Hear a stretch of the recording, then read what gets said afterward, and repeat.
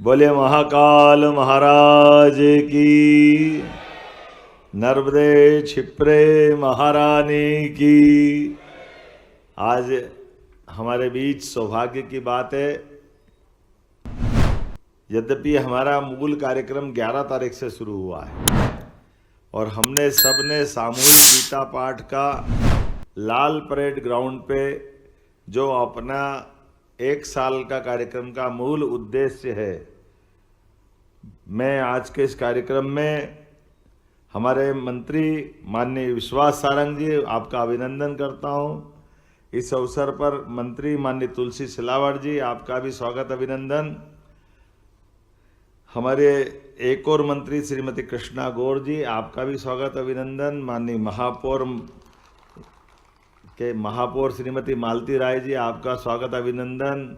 भगवान यहाँ बैठे हैं, फिर बचेगा क्या? जोरदार अभिनंदन भगवान दास सरनानी जी के लिए। और सभापति किशन सूर्यवंशी जी, मैं लास्ट में एक नाम बोल रहा हूँ जिसके कारण से उनका हमारा डबल रिश्ता हुआ है, और वो डबल रिश्ता ये है कि हुड्डा जी अब अपने मध्य प्रदेश के भी हुए हैं। मुझे इस बात का आनंद है, हरियाणा से, वो हरि की भूमि है।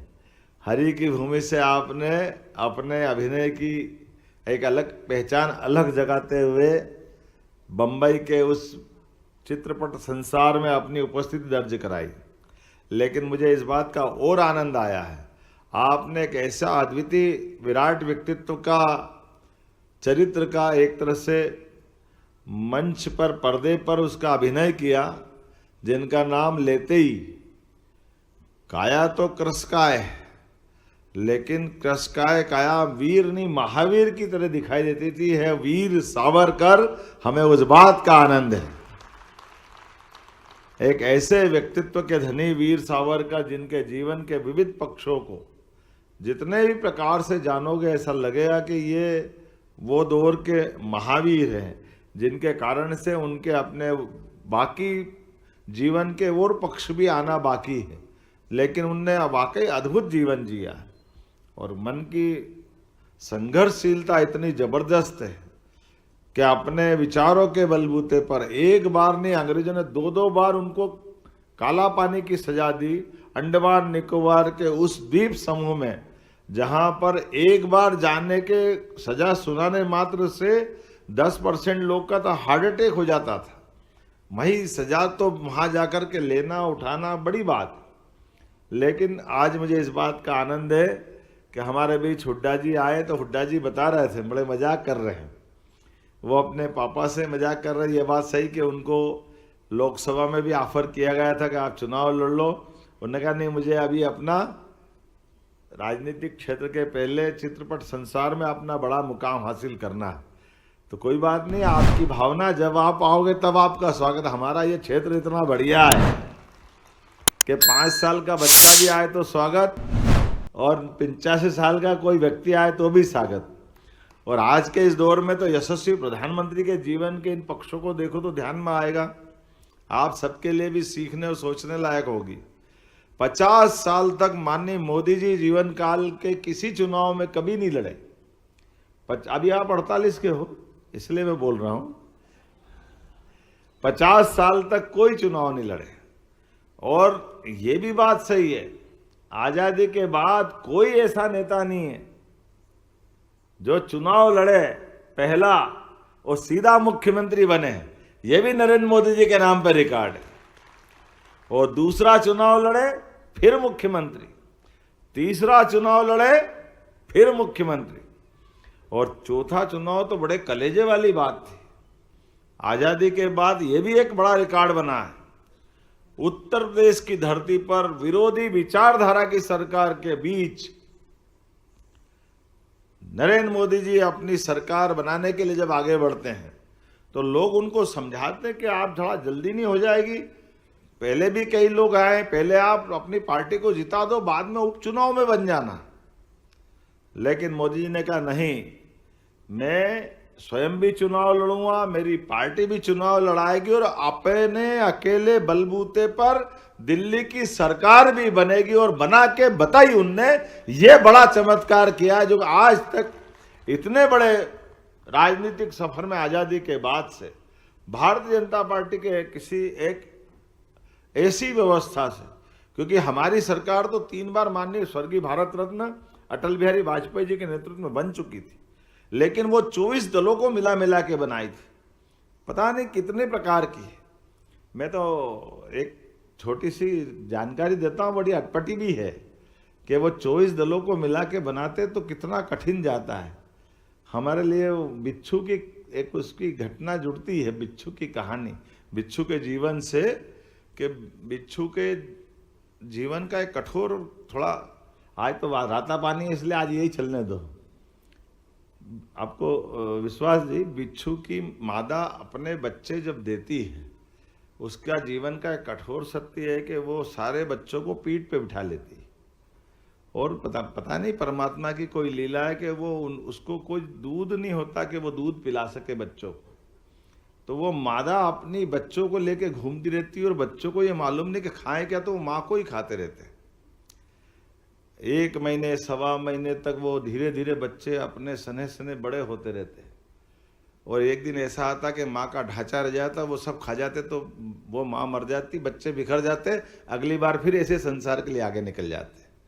मैंने मजाक में कही है कि हमारी पार्टी के साथ वो जो ये इस टाइप का घटना घटा था, तो आप बताइए, बिखर के कोई ममता बन गया, कोई जयललिता बन गया, कोई शिवसेना बन गई, पता नहीं कहाँ सब चल निकले। लेकिन अटल जी का जो विराट व्यक्तित्व था सबको लेके चलने का, वाकई हमारा वो प्रयोग, तो मोदी जी ने कहा ना अपने बलबूते पे बनाएंगे। जोरदार अभिनंदन करो माननीय मोदी जी का।